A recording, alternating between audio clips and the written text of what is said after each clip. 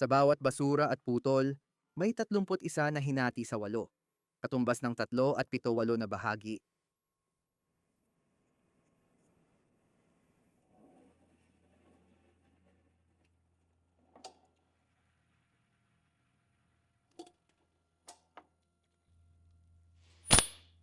Sige, tingnan natin kung ano ang itsura nito.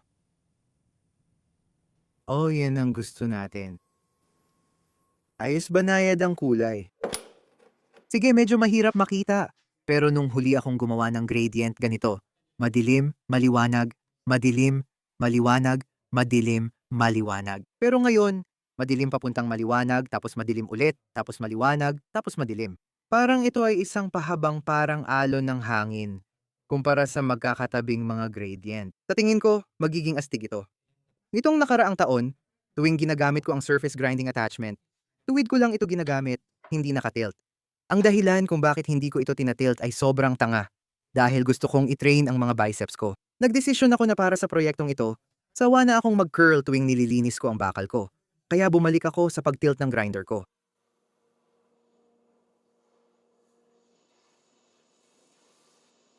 Mas madali pala ito kaysa gawin ng hindi pa halang.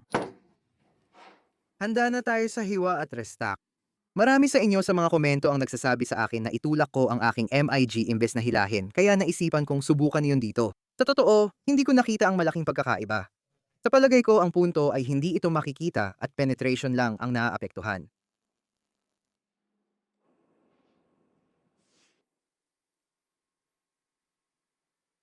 Nagsimula tayo sa 14.4. Sa tingin ko, maliit ito para sa timbangan.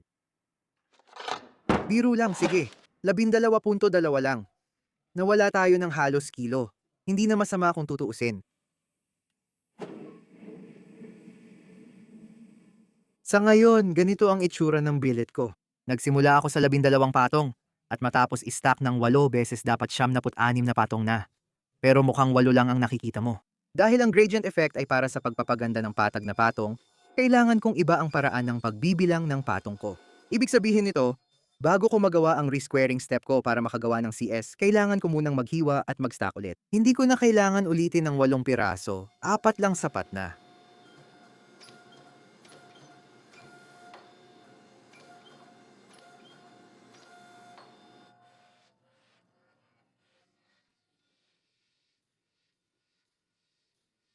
Ginagawa ko lahat ng trabaho kong panday sa Arizona. Nang kinunan ng video na ito noong simula ng Nobyembre, tapat ang lamig para komportable ako sa pandayan. Tuwing tag-init, umaabot ng 130. 140 DGF ang temperatura sa garahe kapag nagwe-welding ako. Ngayon, mga 100 na lang ito, kaya mas kaunti ang pawis at hindi ko na kailangang magpalamig sa laundry room. Masarap sa pakiramdam.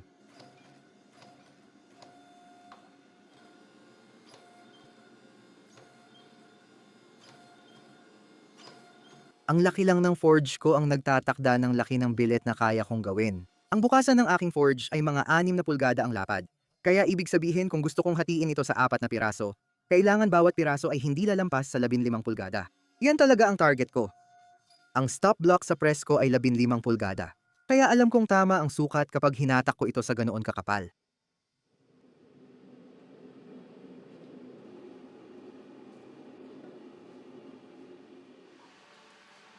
Maayos naman ang kinalabasan. Maganda ang itsura ng pagkakagawa.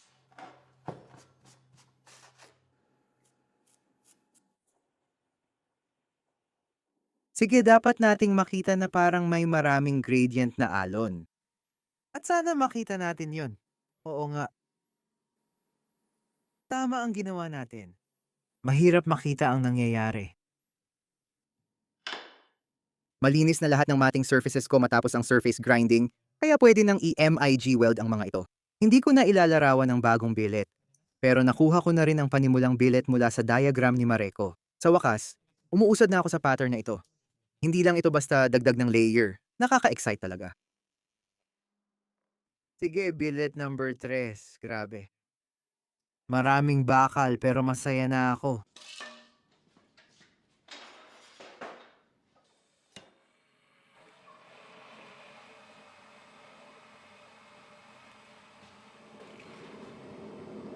Ayon sa diagram na hawak ni Mareko, ang susunod kong gagawin ay kunin ang mga tuwid kong layers at i-forge ito sa paraang makakabuo ng mga C. Ang mga C na ito ang magiging parang usok ng apoy ng Dragon's Breath. Kaya mahalaga na magawa ko ito ng eksakto sa gusto ko. Ngayon, ang ginagawa ni Mareko ay una niyang nire-resquare ang bakal niya. At pagkatapos ay piniforge niya ito ng pahilis. May power hammer si Mareko, ako naman ay may press. Pagkatapos kong iset ang forge welds gamit ang flat dice, lumilipat ako sa squaring dice.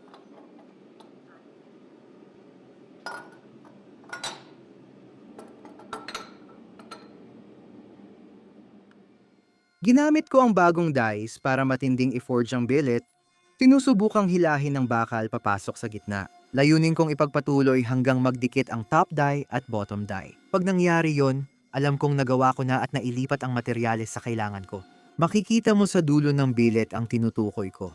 Yung mga layer na yon ay hinihila palabas kaya parang C ang dulo pero tuwid sa gitna.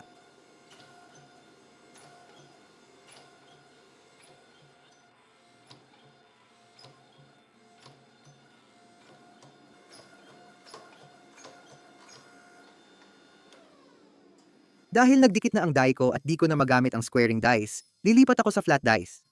Iikot ko ang billet ng 70 grados at papala pa rin gamit ang flat dice. Magkapareho ang epekto gaya ng kay Mareko sa power hammer, pero magkaiba ang gamit. Isa ito sa mga pagkakataon na magkaiba ang mga gamit pero pareho pa rin ang kayang marating na resulta.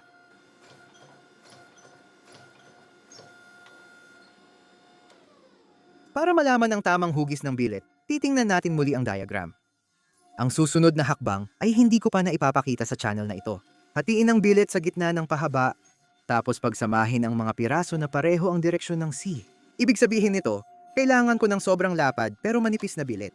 Sinubukan kong gawin yon gamit ang malalaking flat dice at pinilit kong huwag paliitin ng lapad maliban sa pagtuwid.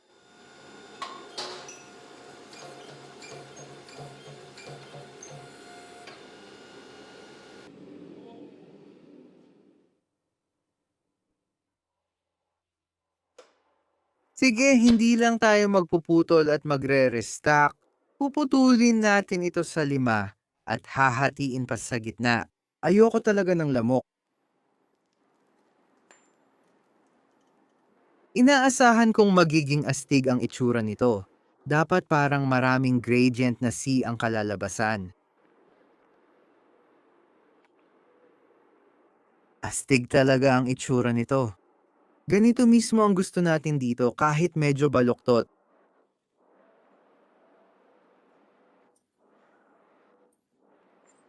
Maaaring hindi halata, pero nakakakaba talaga ang bahaging ito. Ang bisa ng bansaw ko ay kaya lang humawak ng mga bagay na may partikular na haba, kaya kinailangan kong pahabain ang mga panga ng bisa gamit ang ekstrang piraso ng bakal para mahawakan talaga ang mga piraso. Kailangan kong siguraduhin na hindi gagalaw ang mga piraso at tama ang hiwa sa guhit. Sa tingin ko maayos naman, pero may ilang piraso akong naging trapezoid imbes na parehaba. Sana hindi ito maging problema.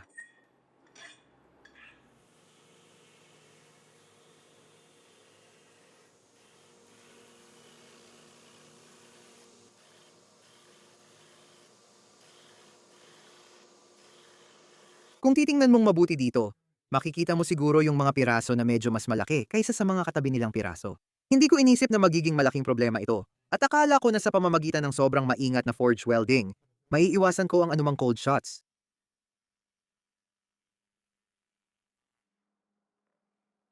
Sige, ika-4 na billet. Grabe, ayos lang. Mga 8 libra, hindi naman masama. Kung titingnan ulit natin ang diagram dito, ang susunod na hakbang ay i-forge ito sa isang parisukat at pagkatapos ay iikot ng 45 degree at gawing parisukat ulit. Makakatulong ito na itilt ang pattern ko ng 45 degree at tutulungan ang mga apoy na tumakbo mula kanto hanggang kanto imbes na mula gilid hanggang gilid. Magdadagdag din ito ng kaunting distortion para mas magmukhang apoy talaga.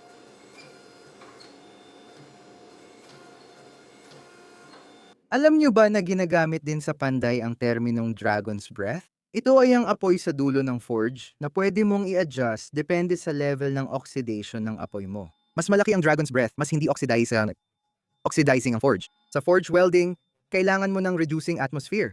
Kaya dapat malakas at makapal ang Dragon's Breath sa forge.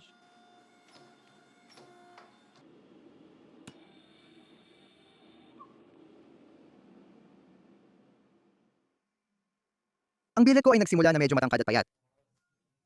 Kaya kailangan ko muna itong pababain ng husto bago ko maisipang i-square ito. Ang paraan ko para malaman kung talagang square na ang billet ko bago ko ito i-tilt ay nilagyan ko ng stop blocks ang press ko at pinaikot ko lang ito ng 90 degrees.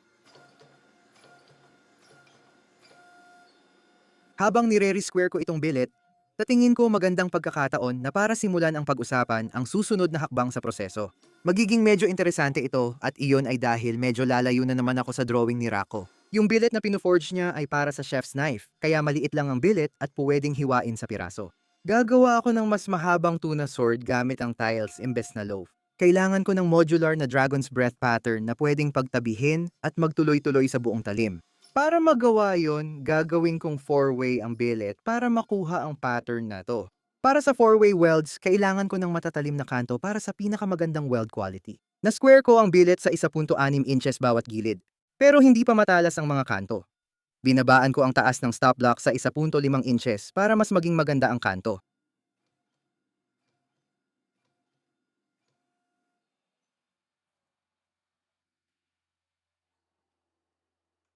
Sige, tingnan natin ang pattern na ito.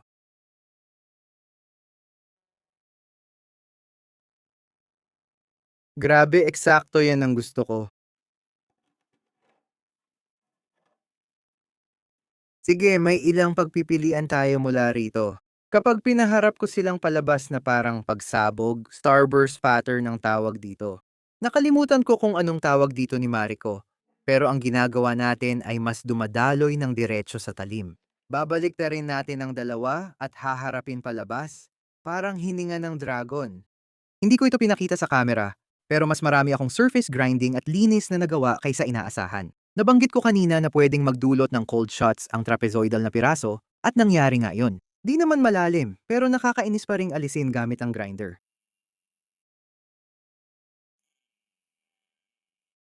Una, tinitiklop ko muna ang 4 na piraso para magpantay. Tapos wineldingan ko bawat tahi ng bilet. Ito na ang huling forge weld bago tile welding, kaya dapat siguraduhin kong maayos ito. Sa teorya, sapat na sana ang oil dip ko. Pero 3 araw ko nang ginagawa ang billet na ito at ayokong magsimula ulit. Sige, nagsimula tayo sa 14.4. Tingnan natin ang resulta ng billet natin. Ayos yan, parang hindi masamang asset para pagkakakitaan.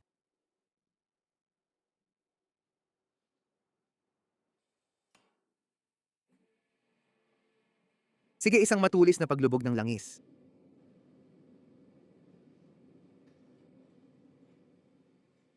Unang beses kong ginawa ang forge weld na ito para sa pattern na may dalawang bahagi na parehas kong pinressure. Upang maset ang weld, inuumpisahan ko sa squaring dice. Sabay-sabay nitong tinutulak ang 4 na gilid at mas ligtas kaysa flat dice para sa four-way weld.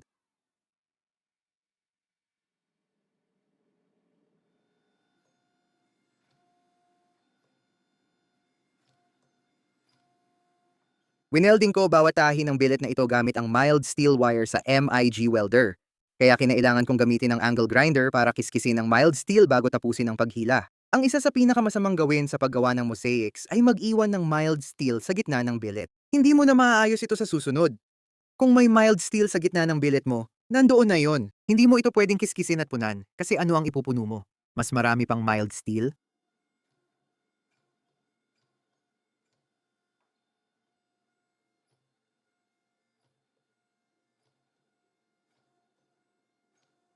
Plano kong ipanday ang billet ko hanggang maging isa 4 pulgada ang taas at isa 4 pulgada ang lapad.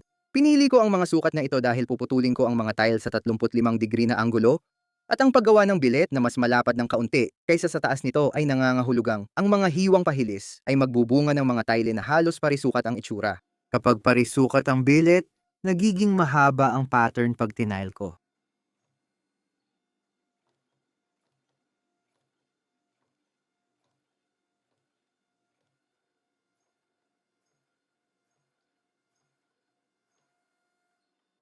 Kailangan ko itong panatilihin hanggang halos mawala na ang kislap at hahayaan natin itong lumamig doon. Gusto kong lumambot ang billet para madaling putulin ng tiles, kaya pinalamig ko ito ng dahan-dahan sa timba ng vermiculate magdamag. Pinakinis ko ang lahat ng gilid ng billet. Handa na akong magputol ng tiles at ipanday ang tuna sword.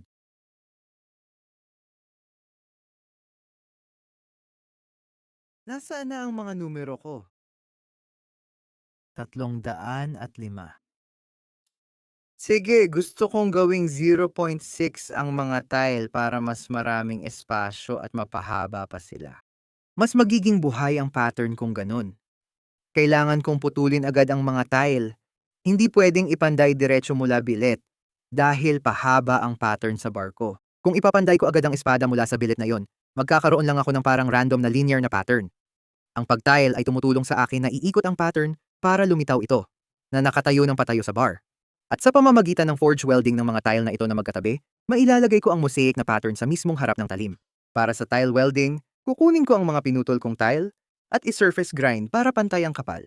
Kung lalaktawan ko ang hakbang na ito, maaaring magkaroon ako ng hindi pantay na pressure sa mga tile ko at posibleng magresulta ito sa depekto sa weld.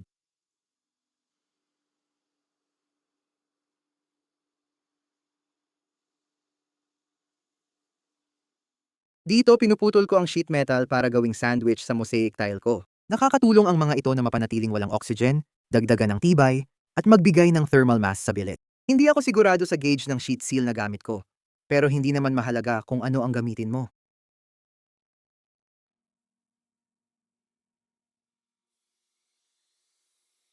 Nang handa na ang mga sheet, idinikit ko ang bawat tile isa-isa. Tiniguradong magkakadikit ang mga ito na walang pagitan. Medyo paulit-ulit lang kasi may 8 tile ako, pero hindi naman mahirap. At kapag naidikit na ang lahat, ang huling hakbang ay ang pag-MIG weld sa bawat tahi, palibot ng sheet metal, sa pagitan ng mga tile, kahit saan.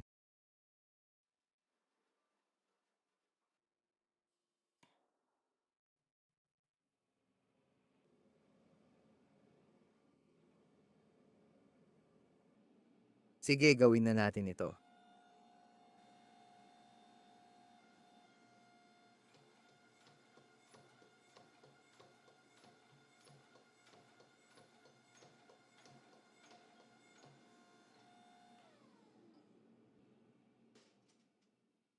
Yung unang init para ayusin ang welds ang pinaka nakakatakot. Sinisigurado kong pantay ang pagpalo sa billet at pinapababad ko ito ng 5 hanggang 10 minuto sa welding temperature kada init. Sa forge, tumitibay ang mga weld. Sabi ng kaibigan kong bladesmith, ito raw ay panahon para makalipat-lipat ang elektron sa bakal sa weld barrier. Habang mas madalas ito, mas matibay ang weld.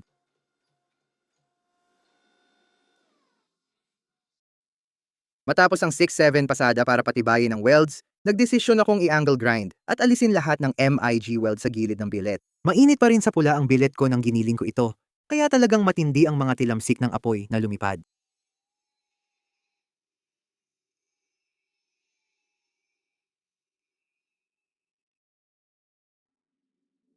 Mukhang maayos naman ang lahat.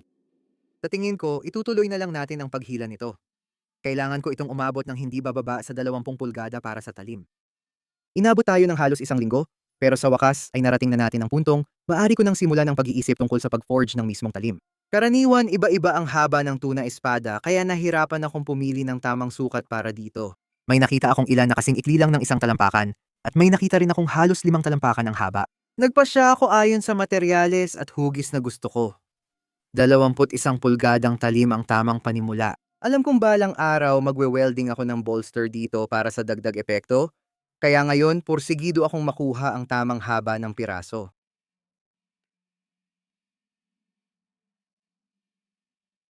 Napansin kong mas kaunti ko nang ginagamit ang martilyo sa kamay kapag gumagawa ng mas komplikadong Damascus. Nakakagulat na sa sining na gamit ang kamay, mas kaunti ko na itong nagagamit habang gumagaling ako. Mabutit espesyal ang pirasong ito kaya hindi ko kailangan ituring na ordinaryong mosaic. Nilalayon kong dumaloy ang disenyo ko at ang pinakamagandang paraan ay ang paghubog mismo nito. Ngayon, simple lang ang hugis ng espada ng tuna kaya hinuhubog ko lang ang dulo at bahagyang binibevel. Pero kahit ano paman, oras na para makapalo ako ng martilyo at game na game ako dito.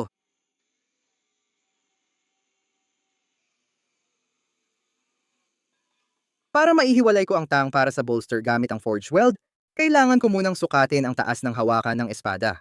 Kadalasan, ang tuna sword ay may simpleng WA style na octagonal Japanese handle na makikita sa tradisyonal na kutsilyo.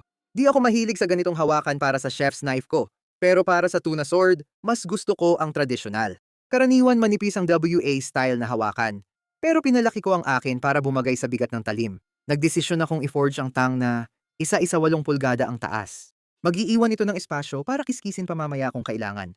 At hindi rin masyadong mababawasan ang materyales sa talim.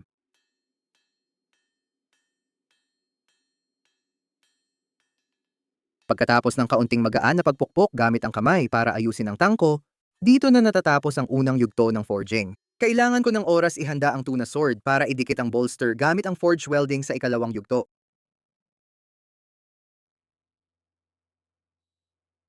O gamitin natin ang tatlong on-up-pulgadang kapal na materyales para sa bolster. Ang pinuputol kong Damascus billet ay tira mula sa Mosaic Damascus ng huling Bowie video ko. Gusto ko ng symmetrical na bolster at magdadagdag ako ng Damascus na butt cap para magkatugma ang disenyo ng harap at likod ng hawakan. Hindi ko pa masyadong naliha pero malamang natanggal na halos lahat ng sheet metal. Umaasa ako na makakita na tayo ng malinis na materyales. Dito ko ilalagay yung bolster ko, kaya konti na lang ang tatanggalin ko. Kaunti pa dito sa side na to. Ang ginagawa ko doon ay ginagrind ko yung bahagi ng bolster at nagte-test stitch ako para siguraduhin na walang natitirang sheet metal sa joint. Ilang pasada ang inabot bago ko nalinis. Tapos naglagay ako ng tack weld para mapirmi ang bolster. Para siguradong maayos ang forge weld ng bolster, ginawa ko ang oil dip at nilagyan ng pre-flux bago i-forge. Pareho itong tumutulong para hindi mapasukan ng oxygen ang dugtungan, habang ang flux ay tunutunaw ng nabubuong scale.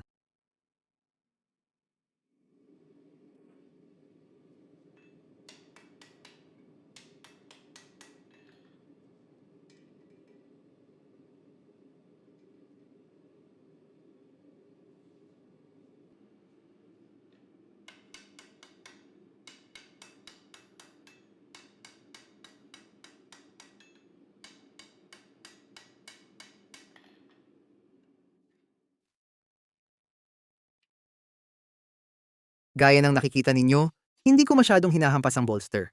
Ginagamit ko lang ang mabilis at magagaan na tapik para maset ang mga weld. Pinagtuunan ko ng pansin ang mga sulok dahil doon madalas lumitaw ang depekto sa weld. Kapag binubrush ko ang scale dito, hinahanap ko kung may matitinding pagkakaiba ng kulay sa pagitan ng bakal ng talim at ng mga bolster. Ang pantay na kulay ay palatandaan na maayos ang weld ng bakal. Kapag may ibang kulay, maaaring may bahagi na hindi na weld.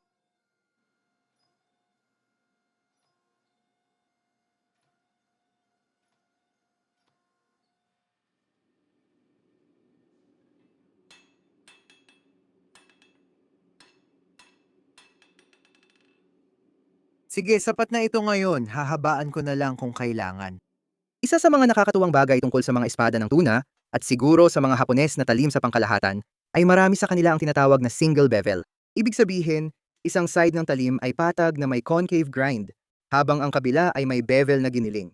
Sa pagkakaalala ko, puro double beveled ang mga kutsilyong nagawa ko, kaya wala pa akong karanasan sa ganitong talim. Hindi ko na lang inisip at nagbevel ako sa kanang bahagi ng talim para makagawa ng one-handed single bevel. Napansin ko na kung hindi papaluin ang magkabilang gilid ng talim, magiging parang corkscrew ito, kaya kailangan kong iikot at paminsan-minsan paluin ang kabilang side para maitama. Sige, gawin nating 21 pulgada. Pwede na yan. Mahalagang katangian ng espada ng tuna ay dapat ito'y numinipis sa lapad at kapal papunta sa dulo. Ayokong manira, pero madalas akong makakita online ng tuna sword o Japanese blade na mali ang proporsyon. Mas maikli ang heel kaysa gitna ng blade. Ayokong ganito ang blade ko kaya inayos ko ang taper at hinila ang heel para tama ang proporsyon. Sa kasamaang palad, dahil hindi ako ganoon kagaling, hindi ko ito nagawa ng perpekto at kinailangan kong iwanan ang ilang bahagi ng final profiling para sa grinder. Pagkatapos ng huling pagtuwid, oras nang inormalize ang blade. Maraming pinagdaanan ang bakal at ang thermal cycles ay tumutulong mag-reset, paliitin ang grain size at siguraduhin ang maayos na quench.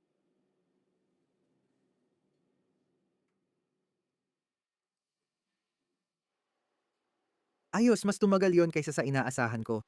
Pero tapos na tayo.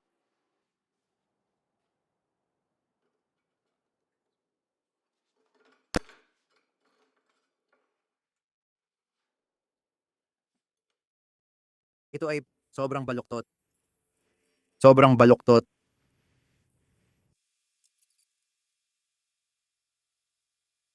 Ang magaspang na paggiling ay karaniwang hakbang ng bawat tagagawa ng kutsilyo. May ilan na ginagawang kasing nipis ng 5 sentimos o 10 sentimos ang gilid ng kanilang kutsilyo, habang ang iba naman ay halos hindi ginagiling at agad na nilulubog mula sa pandayan. Wala akong eksaktong sukatan, pero buti na lang at tinutukoy ng pirasong ito kung saan ako dapat tumigil. Ang isang komplikadong mosaic Damascus na piraso ay mas mainam na ilubog habang makapal pa ito, pero dapat tanggalin lahat ng sheet metal sa paligid nito. Ang paglulubog ng carbon steel habang nakabalot pa ito sa mouth steel ay siguradong magdudulot ng problema. Huwag mo na akong tanungin kung paano ko nalaman yan.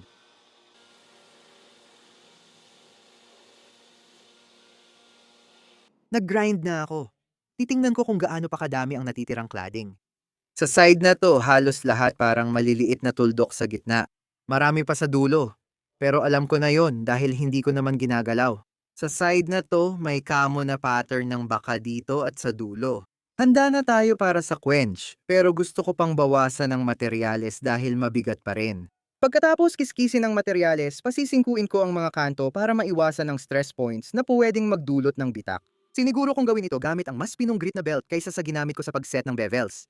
At ginawa ko ito sa slack para mas maging bilugan kaysa kung gagawin ko ito sa flat na platino. Mukhang gagawa ako ng kakaiba ngayon. Sa halip na i-austenitize sa 1,500, gaya ng nakasanayan ko, gagawin ko itong 485. Ayon sa nabasa kong artikulo, bumababa ang tibay ng 15,920 sa pagitan ng 1,475 at 1,515. Gusto ko na mas matibay ito para sa ganitong laki.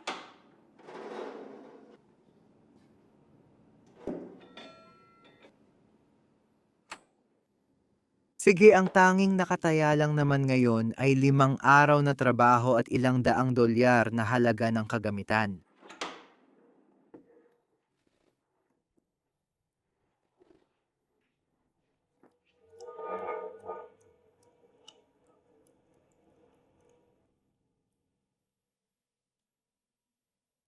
Sige, ilagay na sa karton.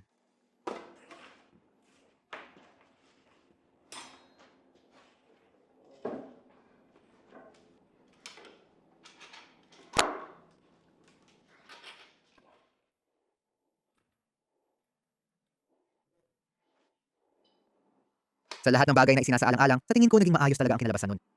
Hintayin muna nating lumamig ang pugon bago magpatuloy sa tempering. Oh, wala akong narinig na kakaiba. At tama, gusto natin ng tahimik na quench. Pinakamagandang klase yon. Mga 1 oras na rin ang nakalipas.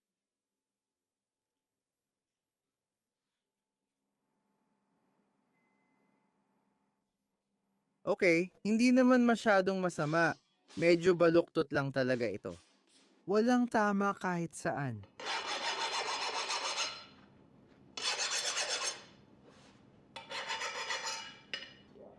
Medyo mahirap ito.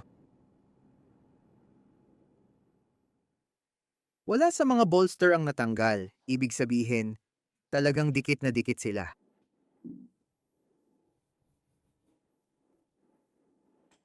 Gagawin natin ang 400 sa loob ng 2 oras, 2 beses.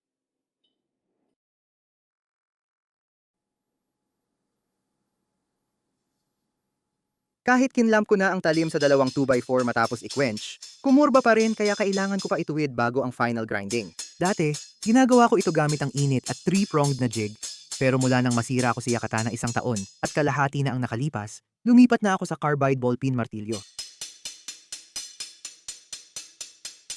Kapag tuwid na ang talim, sisimulan na ang final na hugis at grinding. Hindi pantay ang takong ng espada ko kaya kailangan ko itong kiskisin at ilapit pa abante para maayos. Hindi ako proud na gawin ito at sa isang perpektong mundo, hindi ko kailanman kailangang gawin ito. Sana may kakayahan akong kumuha ng matalim na takong mula sa pandayan at mapanatili ang dagdag kalahating pulgada ng talim. Maganda na ang profile ko, kaya sinimulan ko ng gilingin ng bevel. Mabilis akong nag-surface grinding para patagin ang talim. Delikado ito dahil kapag nabitawan ko ang talim, mahihila ang bolster ko sa gulong at masisira mga linya ko. Matapos sukatin at masiyahan sa kapal, inikot ko ang talim at hinubog ang mga bevel. Hindi ko na ipapakita masyado ang proseso ng pag-grind ko ng bevel. Dahil, sa totoo lang, kung gusto mong makita akong mag-grind ng basic na bevel, panoorin mo na lang ang alinman sa mga video ko tungkol sa katana o tanto. Pero gusto kong maglaan ng oras para pag-usapan ng dulo. Maraming iba't ibang ang estilo ng dulo ang mga tuna sword, pero ang gusto kong ilagay dito, itong isa na ito, ay tinatawag na Sakumaro style. Halos katulad ito ng dulo sa katana. At mula nang iwan ko iyon, gusto kong isama ang geometry na iyon sa paggawa. Hindi na mahirap ang paggiling dahil sanay na ako sa ibang piraso. Pero kailangan ko pa ring mag-ingat. Sige, tapos na halos ang mga grind sa harap, pero may isang napakahalagang grind sa likod. Tinatawag itong Urasaki o iba pa, at parang guwang ito. At ang hawak ko dito ay isang 29 na pulgadang radius na platinum, at gagamitin ko ito para simulan ang pag-ukit ng guwang na yon. Sa tingin ko gagawa ako ng compound radius na guwang. Ang gitna ay kasing lalim, pero ang gilid may radius na 10 pulgadang gulong. Pwede mang hindi ito magandang ideya pero sa tingin ko kaya ko.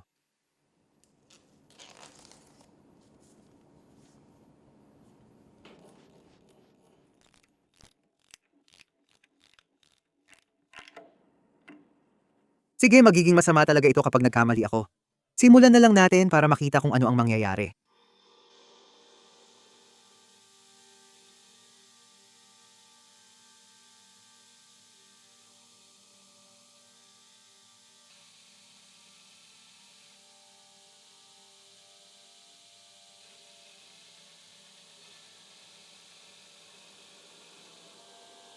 Nakaka-stress ang hakbang na ito dahil kailangan laging perpektong patag ang bakal sa labas ng hollow.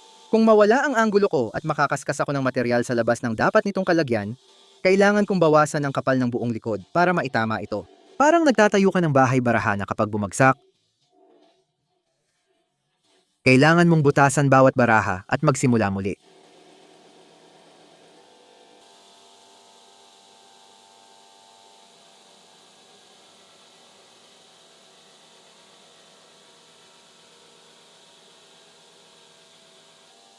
Mga 1.5 oras din bago ko natapos ang bevel sa buong talim. May ilang mababang bahagi, pero maaayos ko gamit ang 10 pulgadang gulong.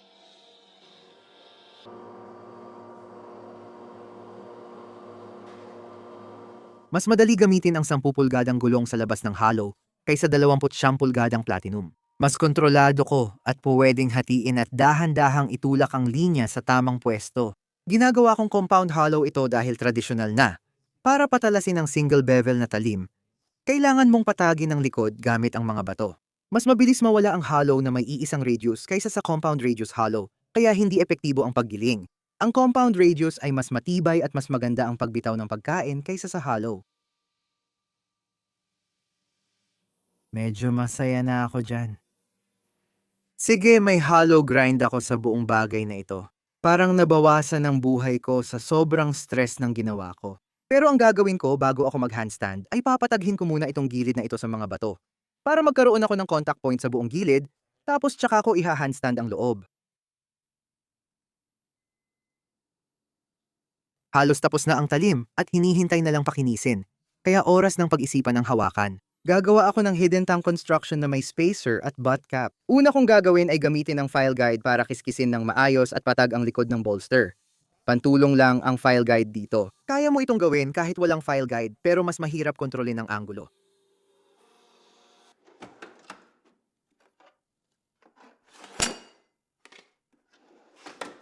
Sa mga nakaraang taon, madalas nagbago ang paborito kong spacer na materyales. Dati, isang layer lang ng brass o bronze ang ginagamit ko, tapos naging parang sandwich na ang bronze sa pagitan ng brass. Ngayon, sinandwich ko ang brass gamit ang Dark G10. Para sa akin, ito na ang pinaka-final at optimal na spacer ko. Swak ang mga kulay at perpekto ang dikit ng G10. Sinabi ko dati na ginawa ko ito dahil ginaya ko lang ang iba.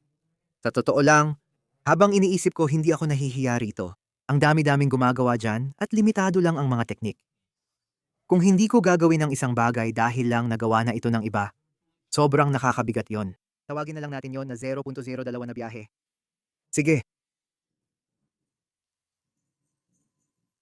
malaki na rin ang pinagbago ng paraan ko sa paglalagay ng spacer sa tang.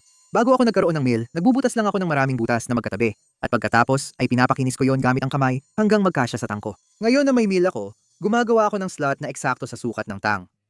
Pagkatapos, gagamit ako ng square file para pakinisin ang kanto. Kadalasan, sakto na ang kabit.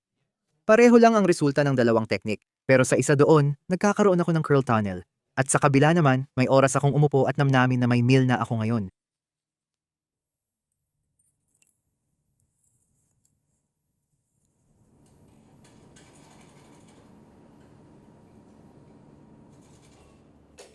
Sige. Ang brass ay kasya ng buo at ang isa pang G10 ay kasya rin ng buo. Kahit walang pressure, walang puwang. Panahon ng lumipat sa hawakan. Di ko alam kung ano pipiliin. Ito ay Embonia Burl, ito naman ay kulot na Nara. Galing talaga ang mga ito sa isang puno, pero ito ay may mga kulot lang. At ito naman ay maraming burl.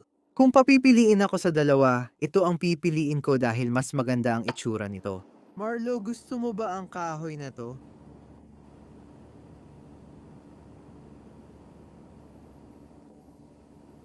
Sa tingin ko pumapayag siya. Nang magsimula akong gumawa ng kutsilyo, full-tang construction lang ang alam kong gawing hawakan. Hindi pa ako nakapagsimula gumawa ng hidden tang hanggang 3 taon lang ang nakalipas.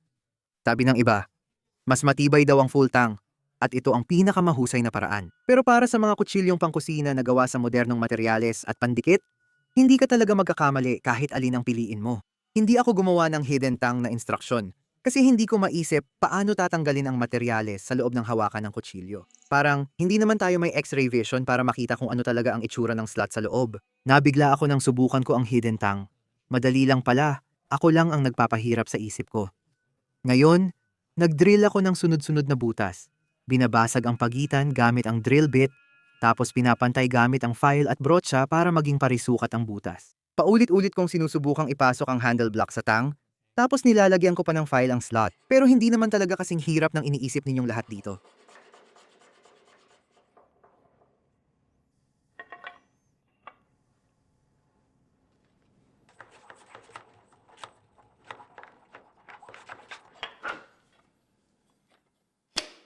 Ayan, ayos na.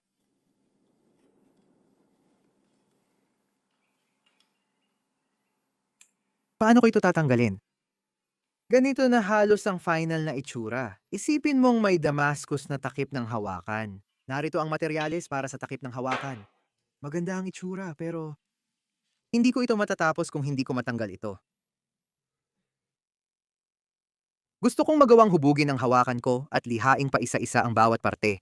At ang tanging paraan para magawa yon ay ilagay ng maayos ang tangko. Ang prosesong ito ay parang pag-e-epoxy ng lahat ng parte. Pero hindi naman talaga.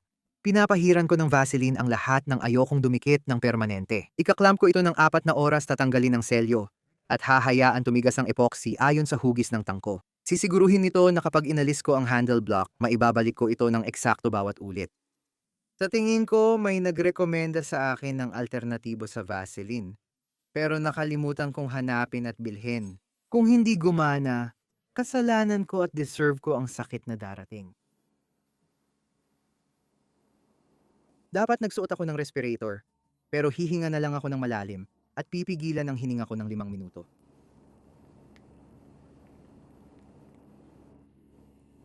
Hindi ko kayang gawin yun.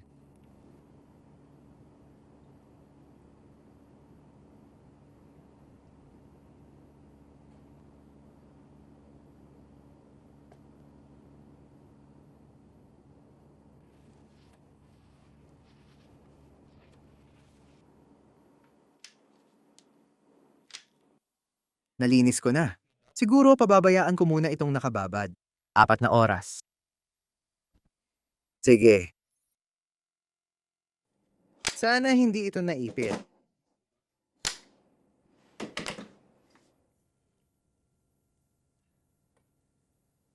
Ayos. Oh, medyo nakalapat na. Sa totoo lang, hindi ko na kailangang i-clamp, pero gagawin ko pa rin. Ang ganda ng resulta nito. Mas maganda pa sa Goodnight. Nakalapat na ang hawakan kaya oras na hubugin ito. Malaki pa ang handle block kaya dinala ko ito sa flat platen at ginawang kasing laki ng bolster.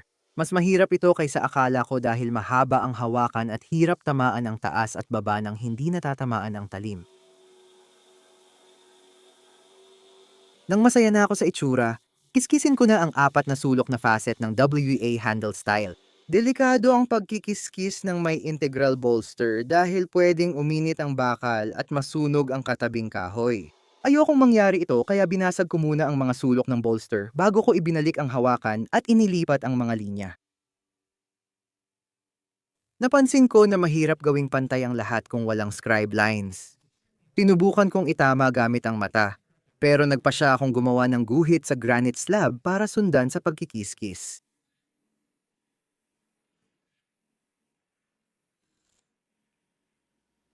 Dahil sa scribe lines, mabilis na ang paghubog ng hawakan kaya lumipat tayo sa mas interesting na bagay.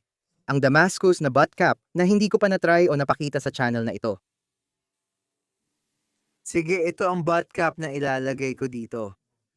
Una, papataginin ko ito tapos gagawa ng nakatagong lineup pin para madali ikabit.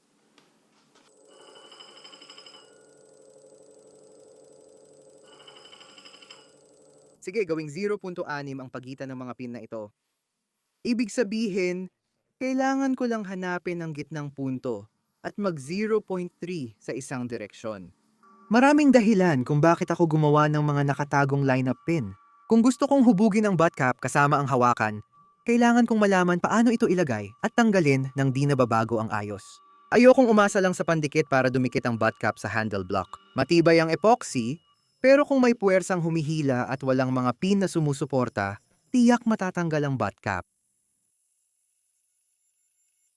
Yung pinstock ko dito ay simpleng tanso lang. Nilagyan ko ng chamfer gamit disc sander, tapos binuff para kuminis ang ibabaw. Kaunti lang. Ipasok ang pin. Ipasok ang pin, pisilin ng pantay. Pagkatapos,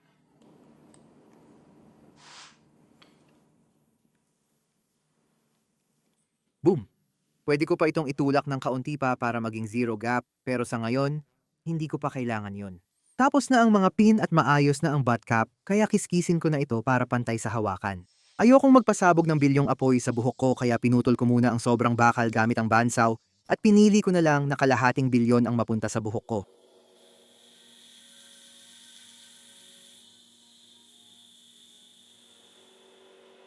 Isa sa mga bagay na kailangan kong gawin sa butt cap na ito ay kailangang i-heat treat ko talaga ito. Kung i-etch mo ang Damascus na hindi na-quench, mas mahina ang contrast kaysa sa na-quench na. Dahil na-quench na ang talim at bolster ko, kailangan ko ring i-quench ang butt cap para pantay ang kalidad ng lahat ng bahagi.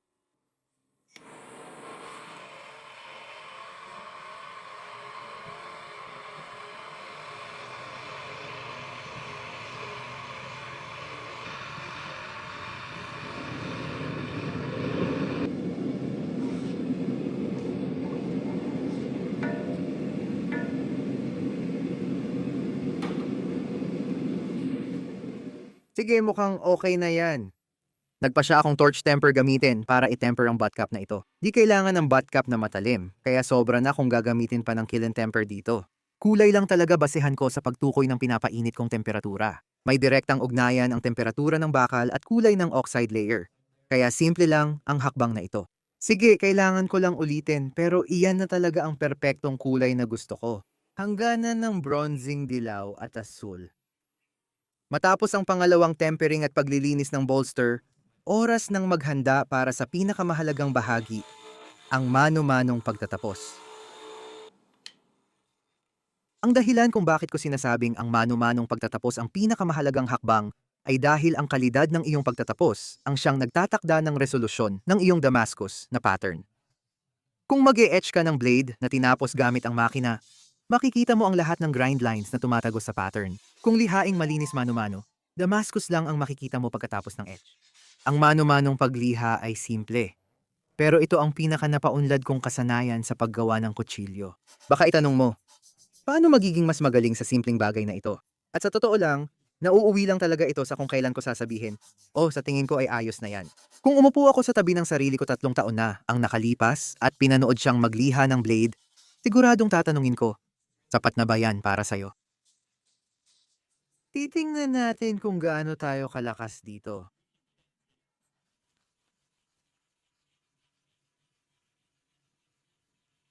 Ang pagliha ng mano-mano sa bahagi ng bula at hawakan ay halos katulad ng dati kong nilihang mga bagay. At inabot ako ng halos isang araw at kalahati, mga 12 oras, para mapakinis lahat ito hanggang sa maganda at makinis na 600 grit na finish. Pinakamahirap gawin yung ukas sa likod. Dahil compound radius ang uka, hindi sapat ang isang sanding stick na may iisang radius para lihain ito. Kailangan kong maging malikhain para makahanap ng tamang panlikod ng liha. Mahirap lihain ang uka na ito kasi patag lahat ng sanding stick ko. Medyo bilog ang bote ng Perma Blue, kaya naisip ko, baka pwede ko na lang ilagay dito ang liha at gawin ito.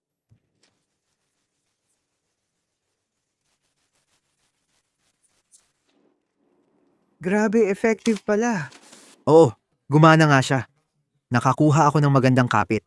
Ang problema lang, ito ay parang malambot.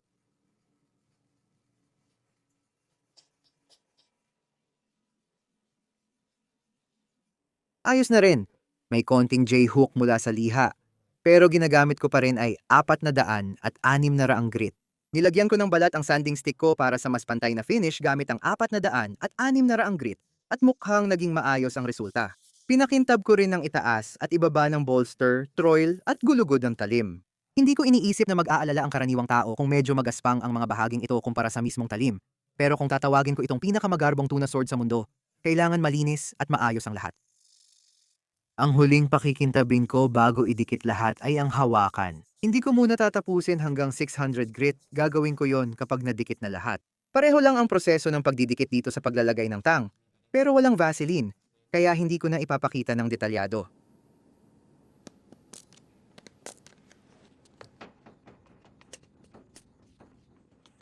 Oh, special ito.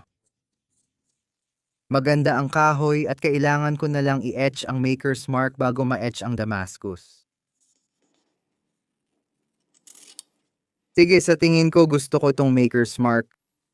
Dito banda. Ang problema sa single bevel, hindi ito akma sa kahit anong gilid. Sa tingin ko, maganda siyang idetalye sa gulugod.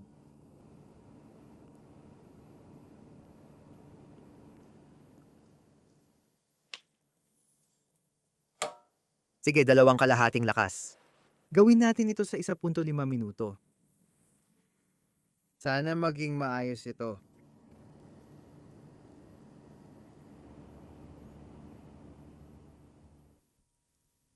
Sige.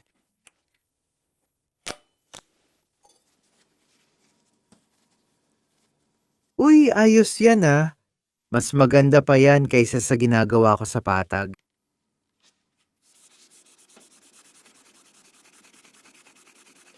Oo nga, ang ganda niyan. Parang perpektong marka ng gumawa. Sige, nagsinungaling ako. Ang totoong last step bago ukit ay buffing ng kahoy. Banayad ang itsura, pero malakas ang buffer para butasin ang Damascus finish. Pwede kong takpan ng bakal at i-buff ang kahoy pagkatapos mag-ukit. Pero abala ito at hindi rin magiging malinis ang mga pinagtagpong bahagi. Para sa akin, ito na ang pinakamagandang ukit sa channel na ito. Seryoso.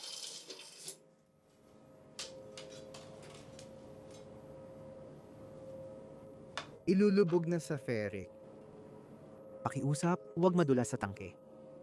Sige at maghihintay tayo ng 2 minuto. Medyo kinakabahan ako sa totoo lang. Sige, lumipas na ang 2 minuto. Diyos ko, sobrang kinakabahan talaga ako.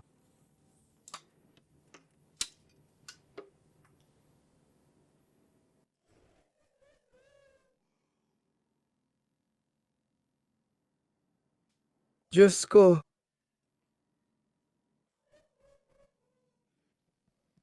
Pare, yan mismo ang eksaktong gusto ko. Walang nagbago mula, parang ang ideya ko ng disenyo hanggang sa aktual na itsura nito. Diyos ko. Ang itsura ng finish ay sobrang astig pagkalabas mula sa ferric. Pero ang isang blade na ganito ay nararapat na magkaroon ng mas maganda pang finish. Pinapakinis ko ang oxide para sa pangalawang etch sa ferric Tapos gagamitin ko ang instant coffee etch para sa high contrast finish. Sige, second etch na ito.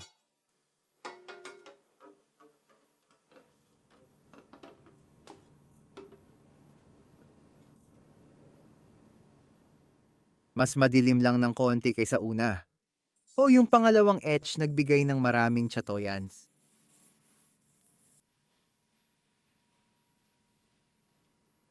Damascus din ang bolster ko, kaya kailangan kong lihaing maigi ang hawakan. Dapat malinis at maayos lahat para sa coffee etch.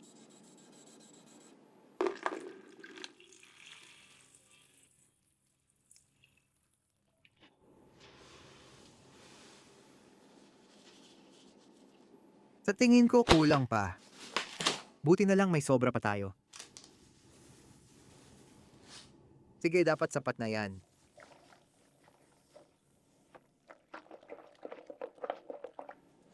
Ayos, ang tagal bago na halo.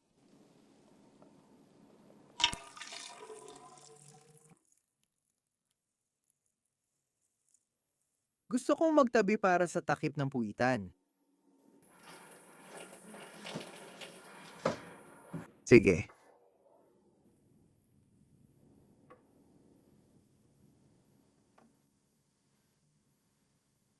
At gagawin natin ito ng 4 na oras. O kahit papaano, titingnan natin pagkatapos ng 4 na oras. Habang inaantay ang coffee etching ng talim, magandang oras ito para i-hand sand at i-etch ang takip ng hawakan ko.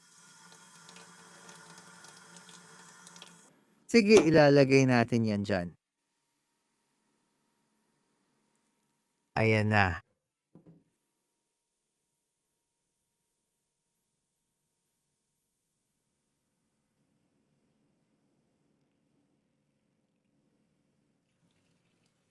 Uy, ayos yan.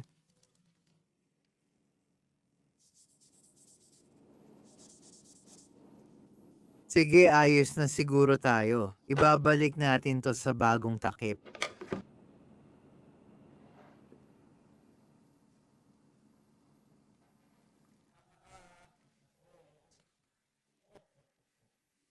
Okay.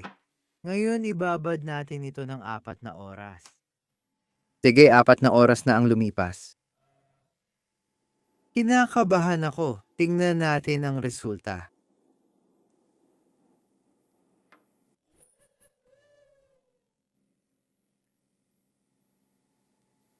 Grabe, ang ganda-ganda naman yan.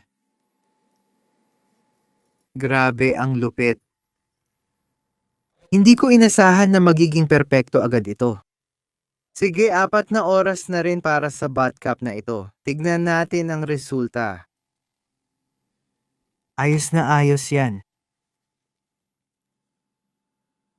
Halos perpektong contrast na. Oo, ang ganda niyan. Matagal ko itong hinintay at malapit nang matapos ang tuna sword. Kailangan ko na lang i-sunshine cloth ang bakal, idikit ang butt cap, at tapusin ang talim. Sana nagustuhan ninyong panoorin ang paggawa ko mula simula hanggang dulo. Alam kong pinuri ko ito sa simula, kaya sabihin sa komento kung natupad ang hype. Kaya pagkatapos ng lahat, ipinapakita ko na sa inyo ang natapos na tuna sword.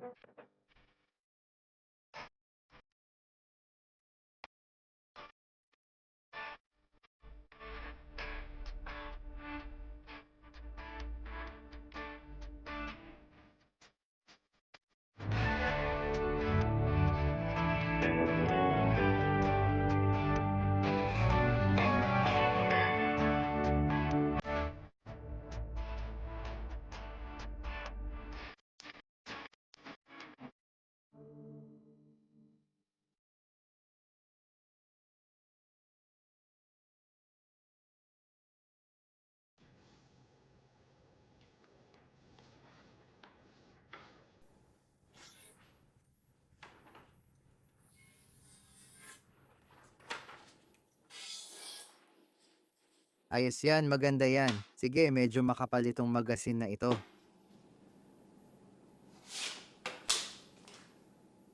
Halos di ko naramdaman. Ang lupit nun. Grabe! Sige, ito na ang pinakamalapit kong nahanap sa bluefin tuna. Tingnan natin kung ano ang kaya nitong gawin.